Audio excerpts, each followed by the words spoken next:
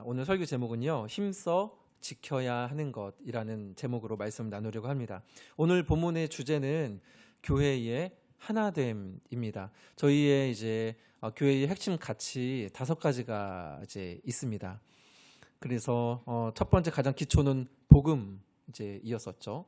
복음이었었고, 그 다음에 이제 핵심 가치 중 하나가 진실한 공동체라는 핵심 가치가 있습니다. 그래서 그 가치에 따라서 오늘 에베소서 4장에 있는 이 본문을 이제 제가 선정을 했거든요. 교회의 하나됨, 이것이 오늘 설교의 이제 주제인데요. 하나됨, 굉장히 글자 수도 몇 글자 안 되죠, 그죠? 하나됨 3글자이고 간단한 주제인 것 같지만 생각해 보면 하나됨은 결코 쉬운 주제가 아닌 것 같습니다. 여러분, 제가 한번 여러분들께 질문을 한번 드려볼게요. 여러분, 공동체의 하나됨을 원하시나요? 정말 원하십니까? 세상이 점점 많이 복잡해지고 또 먹고 사는 것 자체가 정말 쉽지 않은 시대가 되었죠. 하루 종일 일하고 또 사람을 상대하고 나서 집에 오면 녹초가 됩니다. 그런데 교회에서까지 다른 사람과 이렇게 좀 비위를 맞춰가면서 하나 되기 위해서 애를 써야 할까요? 그냥 서로 피해 안 주고 각자 신앙생활 잘하면 안 될까요? 안 되나요? 왜 주님은 우리에게 하나됨을 말씀하실까요? 지금 우리는 이렇게 예배당에 모여서 한 자리에 모여서 예배를 드리지만 각자의 모습은 다 다르고 각자의 성향도 다 다릅니다. 지난 이제 2년 반 동안 3년 가까이 저희 교회에서는 맛있는 밥을 지어서 먹었습니다. 수고해 주시는 분들이 계셔서 너무 감사하게 먹었죠. 심지어는 밥이 맛있어서 교회에 등록하셨다라고 말씀하시는 분도 계시니까요. 그런데 참 재밌는 거는 같은 찌개를 먹어도 누구는 좀 간간하네, 근데 또 누구는 좀 싱겁네. 같은 음식을 바로 그 자리에서 먹는데도 사람마다 이게 다 다릅니다. 그런데 그 일로 갈라설 사람은 없습니다. 그거는 그냥 각자 다르구나 하고 이제 지나갈 수 있는 거죠. 사람마다 이 미각이 다르고 선호도가 또 다르니까요. 그런데 이 문제는 이 다름이 어느 순간에는 어떤 경우에는 평가가 되기도 하고, 그리고 그 평가가 편가름으로 바뀌게 될 수도 있다라는 겁니다. 제가 이제 군대 제대를 하고 고향교회, 누랑진에 있는 교회로 이제 복귀를 했습니다. 그런데 교회에 가보니까 정말 깜짝 놀랐던 게 무엇이냐면 교회가 둘로 갈라져 있는 겁니다. 그 이유를 정확하게 기억은 못합니다. 제가 군대에 있었으니까 그 맥락을 잘 모르고 그냥 이제 친구들, 저도 이제 모교회거든요. 이제 모태신앙으로 그 교회에 이제 갓난 아기 때부터 다녔던 교회라 친구들이 이제 다 있으니까 건너서 그냥 들었을 뿐이지 정확하게는 알지 못하지만 대략은 이제 이런 내용이었어요. 목회자에 대한 평가 때문에 교회가 둘로 갈라져 버린 겁니다.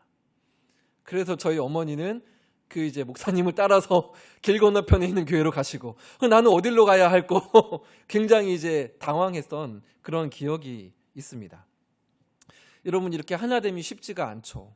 그러면 우리가 오늘 본문에서 말씀하시는 이 교회의 하나됨, 이거를 어떻게 이해해야 할까요? 사실 이 질문들을 오늘 설교에서 충분하게 다 다룰 수는 없습니다.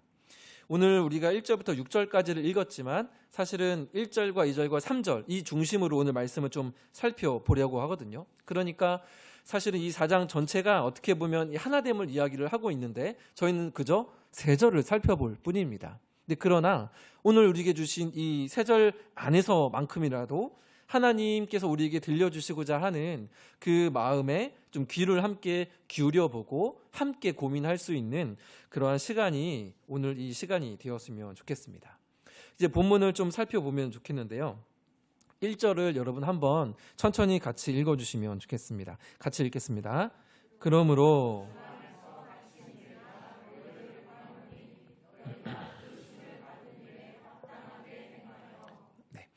1절에서 여러분 보셨을 때에 어떤 단어가 가장 중요하게 보이시나요?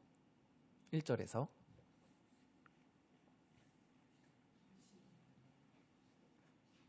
네. 이제 물론 이거 각자 다를 수 있습니다. 근데 이제 제가 말씀을 보았을 때에 가장 중요한 단어는 그러므로입니다. 그러므로는 무엇입니까? 접속사인데 앞에 이러한 내용이 있었다. 그러므로 이렇게 이제 나오는 거죠. 즉 에베소서 1장부터 3장까지는 쉽게 말을 하면 기독교의 진리를 다루고 있습니다. 어떤 교리 이런 내용들을 가지고 있죠. 하나님께서 우리 인간을 위해서 행하신 일, 이 복음의 내용들을 1장에서 3장까지 담고 있고요. 이어지는 4장부터 마지막 6장까지는 그러므로 너희가 이렇게 생활하는 것이 옳도다, 합당하도다 라고 말을 하는 삶의 어떤 적용, 구체적인 지침에 대해서 말을 하고 있는 것이 4장부터 6장까지입니다. 그러니까 4장 1절 서두 첫 단어가 그러므로라는 것이 이해가 여러분 되시죠? 2주 전에 우리는 이런 제목으로 말씀을 들었어요. 구원 그 은혜에 의하여. 어렴풋하게 기억이 나실 겁니다. 2가지 아니오가 있었었죠. 구원의 은혜는 너희에게서 난 것이 아니요. 기억나시죠? 기억나실 겁니다. 2번째는 구원의 은혜는 행위에서 난 것이 아니요 였습니다. 그러면 구원은 어디에서 난 것입니까? 오직 하나님께로부터 난 선물이다. 그래서 구원은 은혜이고 하나님의 선물입니다 라고 말씀해서 에베소서 2장에서 정확하게 그렇게 말씀을 하시죠. 여러분, 왜 구원의 은혜가 내 자신으로부터 그리고 나의 행위로부터 날 수가 없습니까? 왜 날 수가 없죠? 우리는 하나님을 떠나서 우리의 영혼이 영적으로 완전히 죽은 자가 되었었기 때문에 하나님을 찾을 수도 없고 그 하나님 앞에 당당히 설 수도 없기 때문입니다. 죽은 자가 어떻게 물에 빠져서 죽어 있는 사람이 있다고 한다면 그 사람이 어떻게 스스로 밖으로 나올 수가 있겠습니까? 이렇게 하나님과 단절이 되어서 영원히 죽을 수밖에 없는 존재를 성경에서 2자로 무엇이라 합니까? 죄인이라고 이제 하죠. 특별히 누군가를 때리거나 거짓말을 하거나 그래서 죄인이 아니라 그렇게 죄를 지을 수밖에 없는 영원한 죽음, 절망적인 결국을 맞이할 수밖에 없는 존재를 성경은 죄인이라고 말을 합니다. 그런데 성경에서 말을 하는 것이 그것으로만 그치지 않죠. 그러한 우리를 보시고 긍휼이 풍성하신 하나님께서 예수 그리스도를 이 땅에 보내어 주셨습니다. 그래서 우리가 받아야 할 모든 형벌과 죽음을 십자가에서 단 한 번에 받으심으로 끊어졌던 하나님과 우리 사이를 이어주셨죠. 그래서 예수님께서 뭐라고 하셨습니까? 내가 곧 길이요 진리요 생명이니 나로 말미암지 않고는 아버지께로 올 자가 없느니라 말씀을 하셨습니다. 그래서 우리는 하나님을 아빠, 아버지라고 부를 수 있는 엄청난 신분, 그러한 주님의 자녀가 되었죠. 이것이 1장부터 3장까지의 내용입니다. 2장 13절, 14절을 또 이 2절이 제가 드렸던 이 1장부터 3장까지를 요약을 하고 있는데요. 제가 한번 읽어드릴게요. 2절을 한번 보십시오. 13절입니다. 2장. 이제는 전에 멀리 있던 너희가 그리스도 예수 안에서 그리스도의 피로 어떻게 됐느니라? 가까워졌느니라. 그는 우리의 화평이신지라 둘로 하나를 만드사 원수된 것 곧 중간에 막힌 담을 자기 육체로 허시고 라고 하죠. 우리 사람이 스스로 망가뜨린 그 관계를 하나님은 예수님을 통해서 고치시고 회복하셨습니다. 이것이 기독교에서 말을 하는 기쁜 소식이죠. 그리고 이어지는 3장에서는 그 예수 그리스도의 사랑의 깊이와 너비와 높이를 깨닫기를 원한다라는 바울의 기록이 이제 되어 있습니다. 그리고 나서 그 다음이 오늘 본문인 4장 1절인데 첫 단어가 그러므로인 거죠. 그러니까 여러분, 이 순서가 중요합니다. 성경은 이렇게 살아라, 저렇게 살아야지, 그래야지 하나님이 너희를 사랑하지, 구원하시지 라고 절대로 말하지 않습니다. 하나님이 먼저 이렇게 사랑하셨으니 어둠에서 빛으로 부르셨으니 밖에서 교회로 부르셨으니 그 받은 은혜에 어울리는 삶을 살아라. 그것이 합당하도다라고 말씀을 하는 겁니다. 여러분, 이 순서가 절대로 바뀌시면 안 되는 줄 믿습니다. 바뀌시면 안 됩니다. 내가 이렇게 살아서 하나님께 인정받는 것이 아니라 예수님이 우리를 위해서 그러한 삶을 먼저 사셨고 십자가에서 단번에 우리를 위하여서 죽으시고 부활하셨기 때문에 그러한 삶이 우리에게 가능한 거죠. 여러분, 교회가 봉사도 하고 선행도 합니다. 너무나도 중요합니다. 그런데 그러한 선행과 봉사도 사람의 마땅한 도리이니까 하는 것이 아닙니다. 그것은 믿지 않는 사람도 하는 겁니다. 교회 안에서는 기독교는 그런 선행과 봉사가 해야 하니까 하는 것이 아니라 우리에게 주신 그 은혜가 너무나도 감사하고 그 사랑이 내 안에서 내가 이것을 감사로 표현을 해야 하기 때문에 우리가 봉사를 하는 것이고 선교를 하는 것이고 선한 행실을 하는 것이죠. 해야 하는 거니까 제가 말 이렇게 꼬이죠. 해야 하는가 하는 것이 아니라는 겁니다. 여러분, 이 순서가 바뀌지 않기를 원합니다. 그런데 이 1절에서 이 부르심이라고 하잖아요. 부르시다는 말이 있는데 이 부르심에 한 가지 초점이 여러분 더 있습니다. 그것이 무엇이냐면 우리를 부르실 때에 밖에서 안으로 어둠에서 빛으로 우리를 당신의 자녀로 당신의 나라로 부르실 때에 우리를 홀로 부르지 않으셨다는 거예요. 제가 어렸을 때 5층짜리 A동, B동, C동 삼각형 모양의 작은 아파트에 살았습니다. 근데 그 가운데에는 뭐가 있었냐면 삼각형 모양의 놀이터가 있었어요. 근데 이 놀이터에서 평일이든 주말이든 학교만 갔다 오면 그냥 가방을 팍 던지고 밖으로 나가서 하루 종일 그 아파트에 있는 동생, 형, 누나들 이 친구들이랑 놀았습니다. 근데 이제 저녁이 되고 점점 어둑어둑해지면 한 아이 어머니께서 이제 같이 놀던 친구를 부르시죠. 이제 5층에 지훈이라는 동생이 살았는데, 지훈아, 지금 몇 시냐? 어서 들어와. 그러면 알았어요. 그러면 놀던 다른 아이들도 준비를 합니다. 왜냐하면 곧이어서 다른 어머니의 목소리가 들리기 때문이죠. 상태야, 들어와. 좀 이따가 또 성훈아, 들어와. 한 명이 부름받기 시작하면 나머지 친구들도 줄줄이 부름을 받아 집으로 들어갑니다. 그러니까 이 구원의 부르심도 구원은 각자에게 주시는 부름이긴 하지만 그렇게 부를 때에 홀로 부르신 건 아니라 함께 부르셨다는 겁니다. 1절을 여러분 눈으로 다시 보세요. 부르심을 받은 이래라고 하는 그 앞에 어떠한 단어가 있습니까? 너희가입니다. 너희가 부르심을 받은 이래라는 거죠. 그래서 오늘 에베소서 3장에도 보시면 6절에 보시면 이런 말씀이 있습니다. 페이지 한번 넘겨주시면 같이 한번 6절을 읽어볼게요. 시작. 이는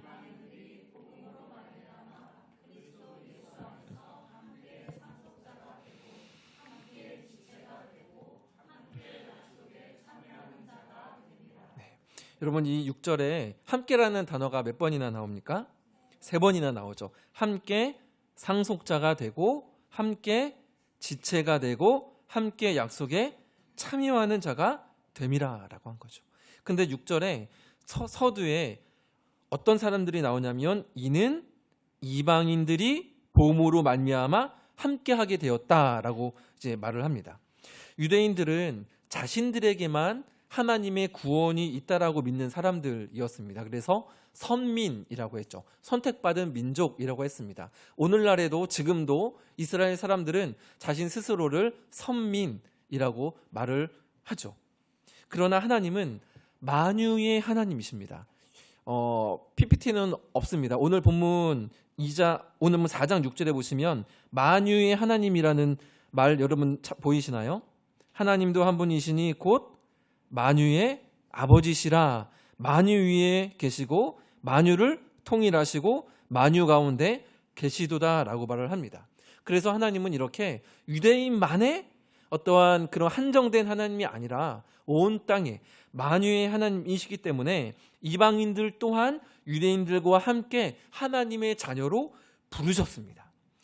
당시에는 이 부르심이 굉장히 파격적인 일이었는데 왜냐하면 당시에는 차별이 합법이었기 때문에 그렇습니다. 오늘날에는 여러분 차별을 하면은 때로는 그것이 고발로 이루어져서 법적인 소송으로 분쟁으로 갈 수도 있습니다. 그러나 당시에는 차별이 합법이었어요.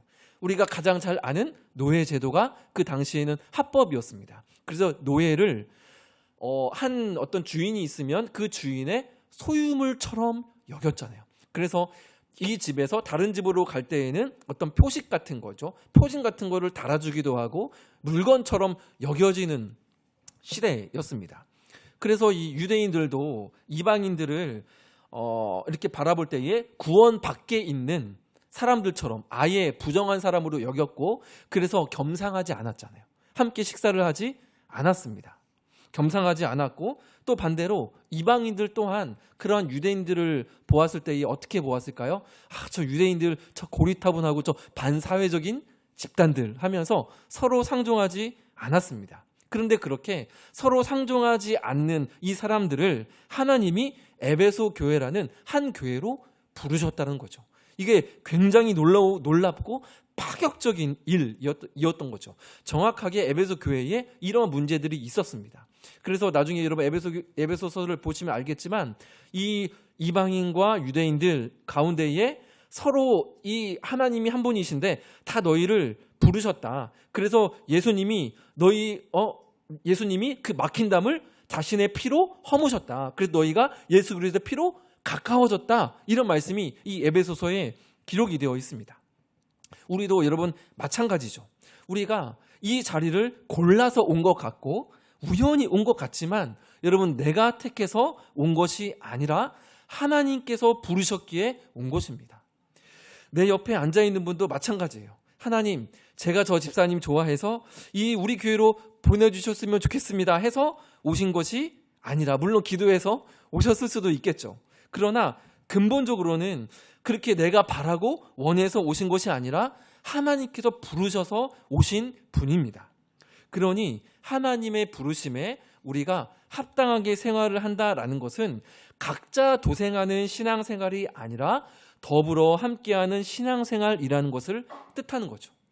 제가 서두에 각자 신앙생활을 하면 신앙생활을 하면 안 될까요? 각자 잘하면 되잖아요. 그렇게 하면 안 될까요? 라고 제가 물었습니다. 그런데 문제는 그렇게 홀로 신앙생활을 하는 것이 잘 안 된다는 것에 문제가 있습니다. 어떤 문제가 있냐면 내가 정말 누구인지를 인지를 하지 못하게 됩니다. 이거 굉장히 큰 문제입니다. 내 옆에 사람이 없거나 혹은 내 옆에 사람이 있어도 내가 전혀 불편하지 않은 나와 정말 똑같은 사람, 그래서 나와 비슷한 사람만 남아있다고 한다면 나의 실체를 알기가 너무나도 어렵습니다. 예를 들면 내 부족함을 드러내어줄 사람이 없게 되는 거죠. 그리고 내 생각을 흔들어줄 사람이 없게 되는 거고 나의 죄인됨이 드러나지 않으니까 신앙적으로도 정체될 가능성이 너무나도 큽니다. 그래서 하나님은 아주 오래전부터 사람에 대해서 이렇게 말씀을 하셨죠. 이건 PPT에는 없는데 잘 아시는 말씀입니다. 사람이 혼자 사는 것이 좋지 아니하니 내가 그를 위하여 돕는 베풀이를 지으리라 하시니라. 아담과 하와를 창조하실 때의 말씀이죠. 하나님은 우리 인간을 홀로 설 수 있는 존재로 만들지 않으시고 서로 사람 인자처럼 잇대어 살아갈 수 있는 존재로 만드셨습니다. 4장 16절도 한번 보시면 같이 한번 읽어볼까요? 같이 읽겠습니다. 그에게서 온몸이 각 마디를 통하여 도움을 받음으로 결합되어 각 지체의 분량대로 역사하여 그 몸을 자라게 하며 사랑 안에서 스스로 세우느니라. 아멘. 중간쯤에 보시면 도움을 받음으로 어떻게 됩니까?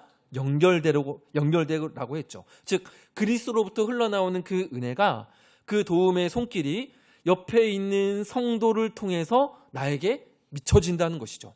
그래서 내가 그리스도 안에서 사랑으로 세워지고 한 사람 한 성도와 한 성도가 그렇게 세워지니 주님의 몸된 교회가 또한 세워진다는 것입니다.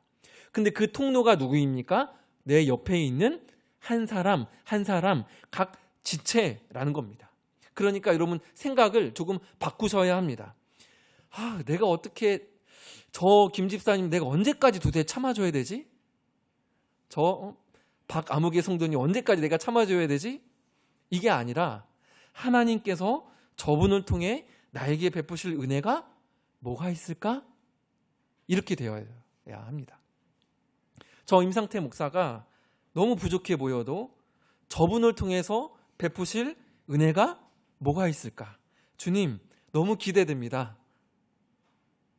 이렇게 기도를 하시기를 소망합니다.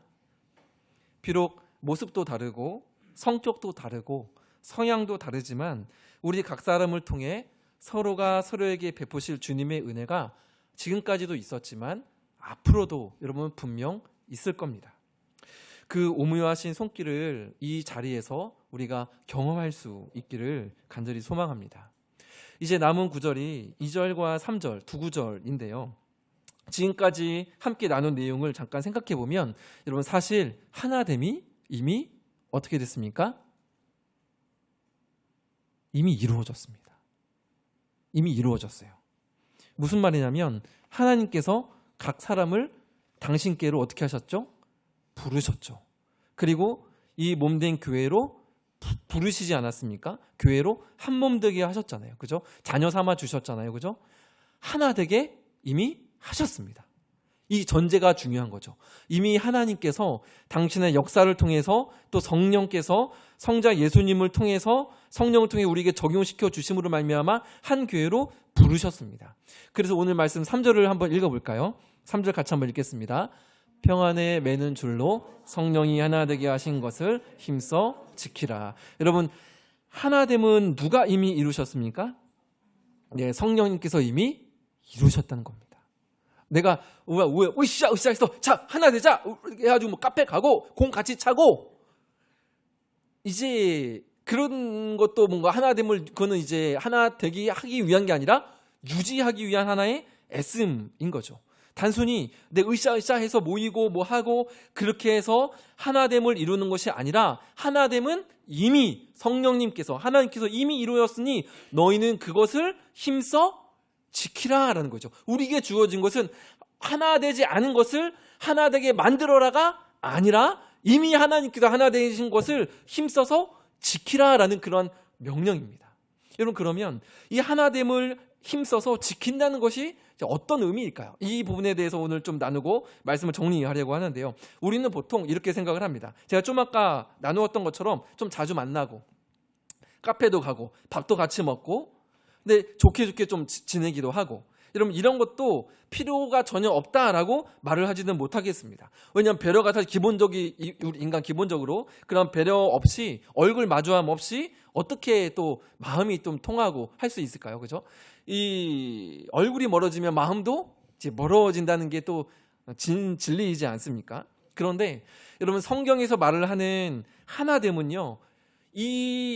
이보다 훨씬 더 깊습니다. 하나됨을 지킨다는 것은 비교할 수 없을 정도로 깊습니다. 여러분 이 부분들을 여러분 잘 한번 보세요. 하나됨을 지킨다는 것은 그저 좋은 관계를 유지하는 게 아니라 예수님께서 우리에게 열어주신 관점을 지키는 겁니다. 다시 한번 말씀드릴게요. 그냥 좋게 그래 뭐 내 속은 별로 안 좋은데 저 집사님 계시네 하면서 이렇게 막 내 마음은 썩으로 문들어 가는데 막 그냥 애써서 깊은 척하면서 막 하는 그게 하나됨을 유지하는 이게 아니라 예수님께서 열어주신 관점을 지키는 것, 이것이 하나됨을 힘써서 지킨다는 겁니다. 제가 이 한번 또 예를 들어드릴게요. 여러분 예수님께서 우리를 구원을 이제 하셨는데 괜찮은 사람들만 구원을 하셨습니까? 키 180 이상만 구원을 하신 게 아닙니다. 남자나 여자나 부한자나 가난한 자나 왕이나 종이나 주인이나 할 것 없이 모든 이들을 위해 죽으시고 부활하신 줄 믿습니다. 그것이 예수님께서 행하신 일이죠. 제가 앞서 초대교회 그 당시에는 차별이 합법이었다라고 말씀을 드렸죠. 종을 소유물처럼 여겼습니다. 그런데 하나님께서 종이나 그 자유인이나 구분하지 않으시고 한 교회로 부르셨죠. 자, 그러면 그 교회 안에 어떠한 일이 일어났을까요? 종과 주인이 한 자리에 같이 있게 되죠. 옛날에 우리 한국에 있는 교회에도 무슨 교회죠? 제가 이름이 잘 기억이 안 나는데 금상교회인가? 그 교회에도 머슴과 그 주인이 있었는데 나중에는 그 머슴이 신학 공부를 해서 주인이 돈을 다 대줘서 신학 공부를 하고 와서 목회자가 되고 그 주인이 장로님이 되어서 한 교회를 건강히 세웠다는 이 일화가 실제로 우리나라에도 있었죠. 그럼 에베소 교회도 마찬가지죠. 유대인들이 예수 그리스도를 통해서 구원받아 은혜로 교회에 들어왔는데 이방인들도 그렇게 막 개처럼 여겼던 이방인들도 상종하지 못할 그 이방인들도 나와 같은 이 방에 모여서 하나님을 예배하게 된 겁니다. 그러면 이 안에서 어떤 일이 벌어졌겠습니까? 너희는 주 안에서 하나라라는 말씀이 선포가 되었겠죠. 이 말씀이 오늘 우리가 읽은 에베소서에도 계속 나오는데요. 세 번역으로 제가 6장 9절을 좀 적어왔습니다. 페이지 한번 넘겨주시면은요. 네, 바로 이 말씀인데 제가 한번 읽어드릴게요. 한번 보세요. 주인된 이 여러분, 종들에게 이와 같이 대하고 위협을 그만두십시오. 그들의 주님이시요 여러분의 주님이신 분께서 하늘에 계신다는 것과 주님께서는 사람을 차별하여 대하지 않으신다는 것을 여러분은 아십시오. 이 말씀이 선포가 되었던 거죠. 주님께서는 사람을 차별하여 대하지 않으신다. 주님께서는 외모로 사람을 차별하지 않으신다라는 말씀입니다. 즉 하나님 안에서 뭐가 바뀐 겁니까? 보는 눈이 바뀐 거죠. 관점이 바뀐 겁니다. 주인이 종을 보는 관점이 바뀌고 종이 주인과 자기 자신을 보는 관점이 바뀐 겁니다. 그래서 우리가 하나됨을 힘써 지킨다라는 것은 이렇게 예수님께서 열어주신 그 관점을 지켜간다는 겁니다. 고린도전서 7장 22절에 보면 이런 말씀이 있습니다. 주 안에서 부르심을 받은 자는 종이라도 누구에게 속한 자유인이요? 주께 속한 자유인이요. 여러분 종의 신분이 없어졌습니까? 아닙니다. 여전히 로마법에는 종이 합법입니다. 여전히 종의 신분은 그대로입니다. 그런데 그 종의 신분이 바뀐 거죠. 하나님 나라의 백성으로 신분이 바뀌었습니다. 그러니 자신의 안에 그 종 안에는 누가 살아 계십니까? 예수님이 살아 계십니다. 그러니 사람들은 여전히 자신을 종이라 부르지만 그는 하나님 안에서 자유한 자로 살아가게 되었죠. 주인은 어떨까요? 주인 또한 여전히 누군가의 주인입니다. 그러나 자기 위에 진짜 주인이 계심을 알게 된 거죠. 그러니 이제부터는 그 뒤로는 종을 함부로 내 물건처럼 대할 수 없게 된 겁니다. 주님께서 살아가신 모습 그대로, 있는 모습 그대로 내 자신과 상대방을 바라보는 것. 이것이 예수 그리스도께서 열어주신 관점인 거죠. 이것이 복음을 받은 사람들의 시선이 바뀌게 된 겁니다. 이것이 하나됨을 힘써서 지킨다는 것의 의미인 거죠. 그 관점을 계속 이제 유지를 하는 겁니다. 그럼 만일 한 교회 안에서 내가 그리스도를 믿고 교회 공동체 안으로 들어왔는데 그래서 신앙생활을 하지만 겉으로는 웃으면서 누군가를 살갑게 대하지만 속으로는 그 사람을 내가 만일 무시한다면 여러분 그것은 하나님 앞에 회개해야 할 분명한 죄악입니다. 여러분 이것은 회개해야 할 겁니다. 겉으로는 아무렇지 않은 척 나이스한 척 누군가를 대하고 환대하지만 속으로는 내가 그 사람을 깔보고 믿음이 그것밖에 안 되나? 뭐 그것도 안 되나? 자식은 왜 그러나? 왜 가정은 그러나? 그렇게 무시하고 함부로 판단한다면 여러분 그것은 죄악입니다. 회개해야 할 부분인 거죠. 성령께서 우리가 그 성령 회방죄라고 이제 많이들 말씀하시지 않습니까?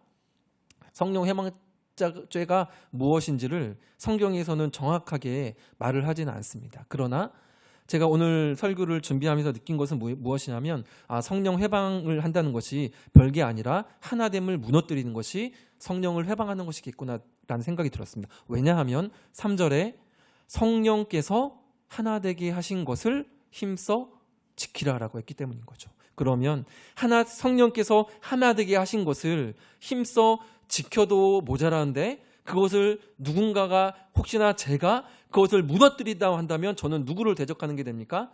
성령 하나님을 대적하게 되는 거죠. 이것이 바로 성령 회방죄가 아닌가라는 생각을 해 보았습니다.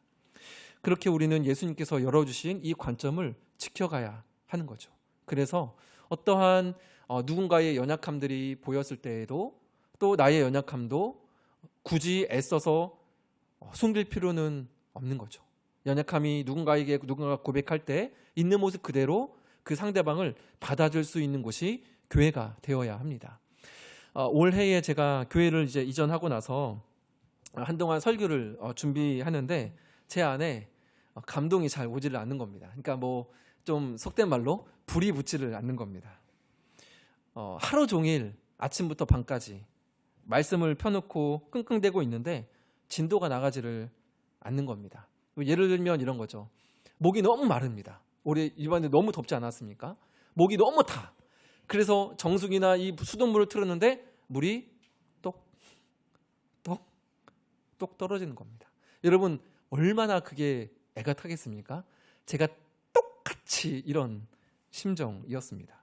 그러니까 마음이 되게 괴롭기도 했고요. 이러다가 어떤 생각까지 들었냐면 이러다가 목사 노릇 못할 수도 있겠다. 이런 생각도 한두 번 들었습니다.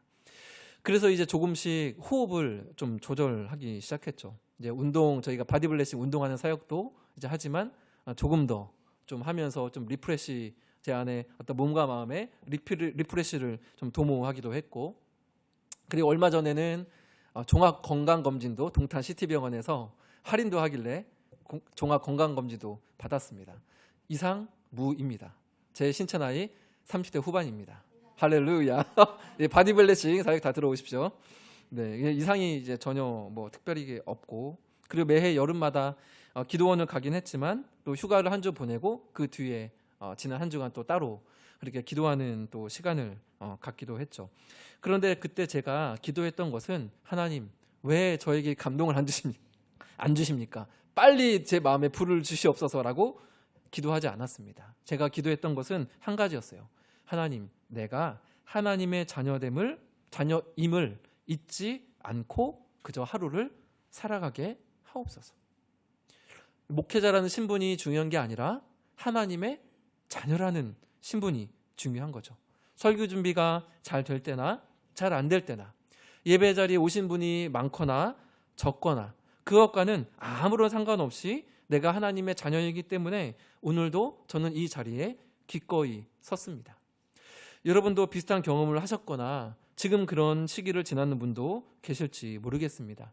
몸도 마음도 내가 하는 일도 신앙도 예전과 같지 않은 거죠. 그러나 그렇다 하여 하나님께서 자신의 전부이신 예수님의 핏값으로 사신 여러분의 존재의 가치는 결코 변하지 않습니다. 그래서 교회 공동체 안에서는 자녀됨이 변하지 않기 때문에 그 외에 나의 신분과 상황이 부끄러운 것이 되어서는 안 됩니다. 가능한 있는 모습 그대로 드러낼 수 있는 곳이 교회가 되어야 합니다. 물론 강제적으로 솔직히 말해 왜 말해하지 않아? 이렇게 말을 할 수는 없죠. 사람마다 상처가 너무 커서 그 아픔을 쉽게 드러내지 못하는 분도 있습니다. 그러니 종용할 수는 없지만 교회는 자신의 연약함을, 제가 이렇게 저의 연약함을, 어떻게 보면 이 연약함도 여러분들에게 걱정이 될 수도 있겠죠. 물론 제가 그래서 건강검진도 이상이 없고 이제 이렇게 말씀을 드리긴 했지만 이러한 그런 리스크가 있음에도 불구하고 저는 저의 연약함을 감출 별로 그런 생각이 없습니다. 왜냐하면 공동체에서 그런 것들이 인정받지 못하고 받아들이지 못한다고 한다면 여러분 예수 그리스도를 주인으로 모신 공동체가 맞겠습니까? 그리고 누군가가 모임을 할 때에 그런 연약함을 나누올 때도 여러분 그분의 모습을 있는 그대로 받아주시기를 주님의 이름으로 축원합니다. 신앙적으로 너무 쉽게 판단하거나 정죄하시면 안 됩니다. 속으로 그건 이래서 그래 라는 말이 여기까지 올라오더라도 주님으로 바꾸세요. 그 주님으로 이렇게 여러분 바꾸셔야 합니다. 이렇게 하나됨을 이제 힘써 지키기 위해 2절에는 몇 가지 목록들을 말을 하는데요. 2절은 아주 짧게 좀 다루려고 합니다. 2절 말씀 한번 읽어볼까요? 같이 한번 읽겠습니다. 모든 겸손과 온유로 하고 오래 참음으로 사랑 가운데 서로 용납하고. 그럼 간단히 말씀을 드리면 겸손도, 온유도, 오래 참음도, 용납도 이미 우리가 경험한 겁니다. 누구로부터요? 예수님으로부터 우리가 먼저 경험한 거죠. 오래 참으심이 있기 때문에 오늘 제가 살아 있습니다. 오래 참으심이 있기 때문에 여러분들이 오늘 이 예배 자리에 있는 거죠. 그래서 4장, 오늘 에베소서 4장 32절에도 보면 이런 말씀이 있습니다. 제가 한번 읽어드릴게요. 페이지 한번 넘겨주시면요. 서로 친절하게 하며 불쌍히 여기며 서로 용서하기를 하나님이 그리스도 안에서 너희를 용서하신 것과 같이 하라. 우리가 겸손과 온유, 오래 참음으로 누군가를 용납하기 위한 유일하고도 최고의 방법은 예수 그리스도의 십자가와 그분의 삶을 말씀을 통해서 깊이 묵상하고 바라보는 것입니다. 여러분 중에 누군가를 이해하고 사랑하기 위해서 기도하며 씨름해 보신 분들 많이 계시죠? 아마 교회에서 섬기고 봉사하셨던 분들이라면 또 교사, 특별히 교사하면서 저놈의 자식을 어떻게 이거를 할까 하면서 속을 아리하시며 기도하신 분들 계실 겁니다. 근데 여러분 그렇게 기도하면서 어떻게 무엇을 알게 됩니까? 내가 그 한 사람조차 쉽게 용납하지 못하는 나 같은 죄인이구나를 발견하게 되고 이어서 이러한 나를 끝까지 사랑하신 예수 그리스도의 사랑이 결코 쉽지 않으셨겠구나라는 그 예수님의 삶을 묵상하게 되죠. 이런 과정들이 하나, 둘 쌓이면서 조금씩 누군가를 받아들일 수 있는 예수님 닮은 성품으로 빚어져 가는 겁니다. 하루아침에 되지 않죠. 그리고 혼자 되지 않습니다. 홀로 되지 않습니다. 누군가가 있어야 용납도 오늘 본문 2절에서 용납하라, 그죠? 인내하라 라고 했는데 혼자서 인내하고 용납할 수 있습니까? 물론 내 자신, 가장 중요한 내 자신을 인내하고 용납해야죠. 근데 내가 용납할 누군가가 있어야 하잖아요. 누군가가 있어야 예수님 붙들고 기도하면서 나의 성품도 빚어져 갈 수 있는 거잖아요. 누군가가 없이 홀로 신앙생활을 할 수는 없습니다. 혼자 빚어져 갈 수는 없습니다. 오늘 말씀을 정리하려고 합니다. 여러분, 하나됨은 우리 성도에게 하나됨은요, 선택사항이 아닙니다. 하나됨은 하나님께서 이미 우리에게 이루어주신 크신 은혜입니다. 우리에게 주어진 사명은 그 하나되게 하신 것을 힘써서 지켜가는 겁니다. 이게 쉽지 않기 때문에 바울 사도는 힘써서 지켜가는 것이다 라고 표현을 합니다. 여러분, 각자 도생이 너무나도 자연스러운 시대를 살아가고 있습니다. 그러나 예수님께서는 우리를 먼저 홀로 두지 않으시고 또 우리 또한 서로를 홀로 두지 않기를 소망합니다. 같아져야 된다는 것이 아닙니다. 획일화되어야 된다는 것이 아닙니다. 이미 우리는 한 몸입니다. 서로 다른 우리가 서로를 품고 함께 그리스도 안에서 장성한 분량에 이르기까지 그렇게 함께 서로 끌어주고 밀어주며 함께 눈물 흘리고 함께 웃어줄 수 있는 그러한 공동체로 지음받을 수 있는 저와 여러분이 되기를 간절히 소망합니다. 오늘 주신 이 말씀 생각하시면서 우리 잠시 찬양과 기도의 시간으로 나가셨으면 좋겠습니다.